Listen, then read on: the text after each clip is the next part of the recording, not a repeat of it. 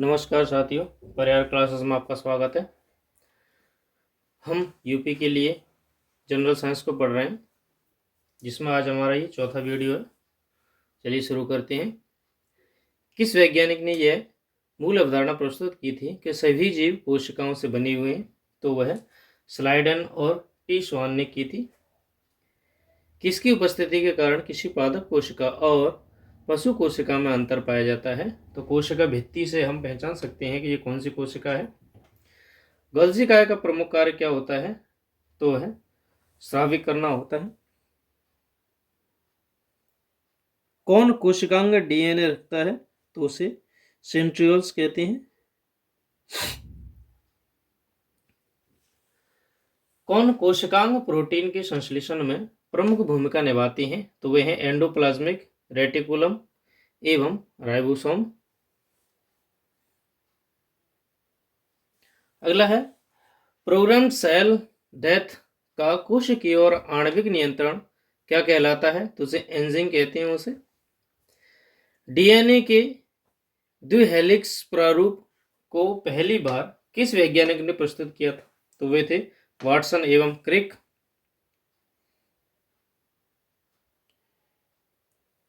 अगला है कोशिका का जीवित अंश जीव द्रव कहलाता है। यह किससे बना होता है? तो यह कोशिका द्रव, केंद्रक द्रव एवं कोशिकांग से मिलकर के बना होता है। कोशिका के बारे में कौन सा कथन सही नहीं है? तो ये कुछ कथन थे वहां पे यहाँ पे ऐड नहीं किए गए हैं। यह है कि सभी देह ऊतकों में एक ही प्रकार की कोशिकाएं विद्यमान होती हैं, ऐसा नहीं है, सभी अलग अलग कोशिकाएं होती हैं। कोशिका अंगकों में कौन सा एक अर्धपारगम्य होता है? तो कोशिका झिल्ली होती है, वह अर्धपारगम्य होती है। कौन सा पोषक एक पौधों की कोशिका भित्ति का एक संरचनात्मक घटक है? तो वह है मैग्नीज। मैग्नीज कोशिका की जो सेल होती है पादप कोशिका की, उसकी रचना करने में काम में आता है। न्यूक्लियस के बाहर डीएनए कहाँ पाए जाते हैं? तो वे माइटोकॉन्ड्रिया में पाए जाते हैं, केंद्रक के बाहर। पारिस्थितिकी तंत्र शब्दावली किस वैज्ञानिक ने दी थी? तो वो टेंसले ने प्रस्तुत की थी पारिस्थितिकी। कौन सा कथन पारितंत्र शब्द का सर्वोत्तम वर्णन करता है? तो ये परिभाषा है उसकी कि जीवों का समुदाय और साथ ही वह पर्यावरण जिसमें वे रहते हैं उसे पारिस्थितिकी तंत्र कहते हैं या पारितंत्र कहते हैं। पारिस्थितिकी तंत्र के दो घटक कौन से हैं? तो वे हैं, पहला है जैविक और दूसरा है अजैविक। किसी पारिस्थितिकी तंत्र में ऊर्जा का प्रवाह के बारे में कौन सी श्रृंखला सही है? तो सबसे सही है, पहले होते हैं उत्पादक, उत्पादक के बाद होते हैं उपभोक्ता और उपभोक्ता के बाद होते हैं अपघटक। ये उपभोक्ता चार प्रकार के होते हैं प्राथमिक उपभोक्ता, द्वितीयक उपभोक्ता, तृतीयक और चतुर्थक। चतुर्थक में अपघटक आ जाते हैं।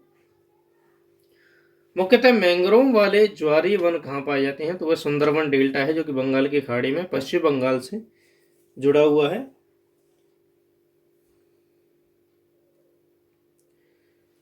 मृदा अपरदन किसके द्वारा रोका जा सकता है? तो वन रोपण या वृक्ष रोपण के द्वारा मृदा अपरदन को रोका जा सकता है। जब कोई मनुष्य बकरी का मांस खाता है तब मनुष्य कौन सा उपभोक्ता कहलाता है? तो वह सेकेंडरी कंज्यूमर हो जाता है। क्यों? क्योंकि उत्पादक होते हैं घास या पेड़ पौधे, इनको प्राथमिक उपभोक्ता होते हैं जैसे गाय, बकरी, और बकरी का जो मांस खाएगा वह द्वितीयक उपभोक्ता होंगे। तो यहाँ पे मानव द्वितीयक उपभोक्ता में आ जाएगा, इसलिए ये सेकेंडरी जो कंज्यूमर है उसमें शामिल हो जाएगा। सौर ऊर्जा किससे प्राप्त होती है? वो सूर्य से प्राप्त होती है। खाद्य श्रृंखला से अभिप्राय इनमें से किसके द्वारा ऊर्जा अंतःकरण होता है? एक जीव से दूसरे जीव में ये ऊर्जा का अंतःकरण होता है। 10% लॉ यहाँ पे काम करता है, यानी कि यदि कोई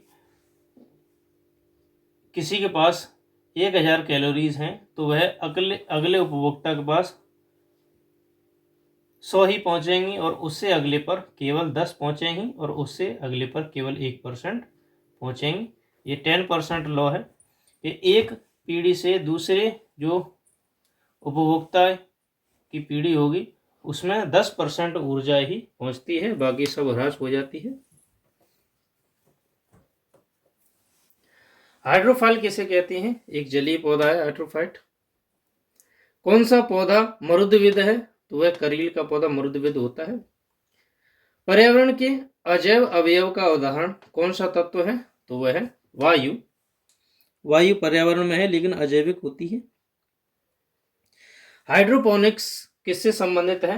तो वह मिट्टी के बिना पौधे की वृद्धि से संबंधित है कि जो पाइप्स में या वाटर के ग्लास में यहाँ पर पानी भर दिया जाएगा और प्लांट्स को यहाँ पे लगा दिया जाएगा, बिना मिट्टी के प्लांट्स यहाँ पे उगते रहेंगे। ये होती है हाइड्रोपोनिक्स। हाइड्रोपोनिक फार्मिंग की जाती है बिना सॉइल के, पाइपों में पानी भर के। सौर ऊर्जा का सबसे बड़ा यौगिकीकरण कौन है? तो वे हैं हरे पौधे। अगला प्रश्न है, पारिस्थितिकी संतुलन बनाए रखने के लिए भारत में वन क्षेत्र का कितना अनुपात होना चाहिए? तो वह 33.3% है। यह वन नीति के अंतर्गत फिक्स किया गया था। मैंग्रोव की खेती के लिए कौन सा क्षेत्र प्रसिद्ध है? तो वह है दक्षिण 24 परगना का सजने खाली जंगल। ये जंगल के नाम है मैंग्रोव के लिए। एपीफाइट्स बहुत अधिक विकसित होती हैं। ऐसे पौधे होते हैं जो कि अन्य पौधे पर निर्भर रहते हैं, तो ये यांत्रिक मदद के लिए दूसरों पर निर्भर होते हैं। पादपालय एक सुविधा है जिससे नियंत्रित दशाओं में पादपों का उगना संभव हो जाता है। कौन सा कृषि कार्य पर्यावरणीय दृष्टि से उपयुक्त है? तो वह है कार्बनिक कृषि। अधिकांश मरुस्थलीय पादप रात्रि के समय में पुष्पित होते हैं क्योंकि मरुस्थलीय कीट रात्रि के समय ही सक्रिय होते हैं। कौन सबसे अधिक स्थिर पारितंत्र है? तो वह है महासागरीय पारितंत्र सबसे स्थिर होते हैं। मानव की खोपड़ी में कितनी हड्डियां होती हैं? तो मानव की खोपड़ी में हड्डियों की संख्या होती है 8। मनुष्य का हृदय कितनी धड़कता है? तो 72 बार प्रति मिनट में। तो 1 मिनट में 72 बार सामान्य मनुष्य का हृदय धड़कता है। स्वस्थ मनुष्य की श्वसन दर कितनी होती है? तो 1 मिनट में लगभग 16 से 18 बार स्वस्थ मनुष्य सांस लेता है। सबसे बड़ी हड्डी कौन सी है शरीर की? फीमर, जो कि जांघ की हड्डी है। और सबसे छोटी हड्डी है स्टेपीज, जो कि कान में पाई जाती है। सॉरी। शरीर का सबसे कठोर तत्व है एनामिल। सामान्य मनुष्य का रक्तचाप कितना होता है? तो 120/80 mm। मानव शरीर में जल की मात्रा कितनी होती है? तो 65 से 80% तक। मानव रक्त का पीएच कितना होता है? तो वो है 7.4 7.4। रक्त को शुद्ध कौन करता है? किडनी या वृक्क। मस्तिष्क का बड़ा भाग होता है उसे सेरेब्रम कहते हैं। टीबिया नामक हड्डी कहाँ पर पाई जाती है? तो वह पैर में पाई जाती है। शरीर में ऊतकों का निर्माण कौन करते हैं? तो प्रोटीन करते हैं। विटामिन ए संचित रहता है कहाँ पर? यकृत में, तो वहीं पे स्टोर होता है विटामिन ए।